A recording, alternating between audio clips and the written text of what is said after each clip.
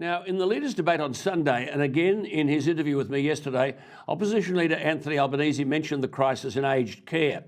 It is a brutal and politically damaging thing to say, but the problems in aged care are invariably of government's making, whomever the government might be. We've had a Royal Commission into aged care only 2 years ago. The answers are there, though as the Prime Minister rightly said on Sunday night, it's not an easy crisis to solve. Hundreds of aged Australians died in aged care as a result of coronavirus. But the Aged Care Royal Commission found that neither the Commonwealth Department of Health nor the aged care regulator had any specific plan for the aged care sector. Now, all governments mouth cliches about dignity in old age, but every residential aged care facility to be accredited is expected to have infection controls in place. But the Royal Commission found that across the aged care sector, there have been failures in clinical care and infection control, which failures resulted in hundreds of deaths. Now remember, families pay handsomely for a place in an aged care facility. There are currently up to 200,000 residents in almost 3,000 aged care homes on any one day. These residents are supported by over 1 million immediate family members. The homes are operated by over 800 care providers, employing over 300,000 staff, predominantly female and qualified at a certificate level. Now, many families have paid hundreds of thousands of dollars to gain access to one of these aged care homes, but all they've bought, it seems, is death for their loved ones.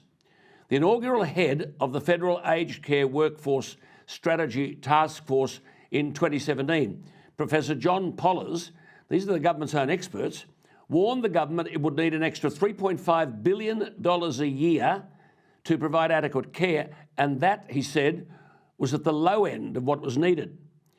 A report on staffing commissioned by the Aged Care Royal Commission found 57.6% of residents are in homes with staffing that would rate only 1 or 2 stars.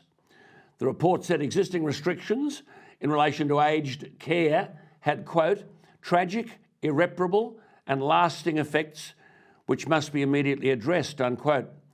The advocacy group Aged Care Crisis said in 2020, and I quote, aged care residents in nursing homes have been raped, robbed, bathed in kerosene, attacked by rodents, suffered injuries or deaths from other residents, burnt to death, strangled, cooked, melted, sedated to death, over-medicated or choked to death, unquote.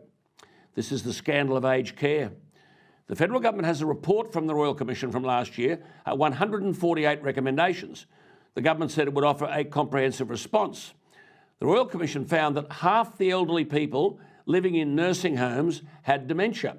Yet, and I quote, we are deeply concerned that so many aged care providers don't seem to have the skills and the capacity required to care adequately for people living with dementia, unquote. Surely it's no surprise that this sector is in crisis.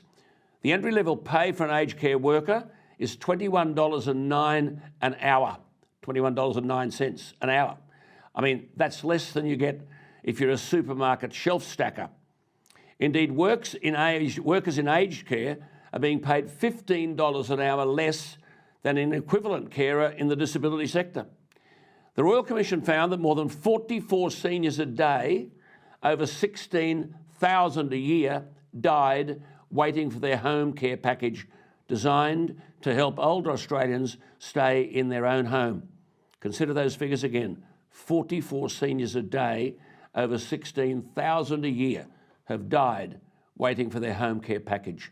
It is a scandal.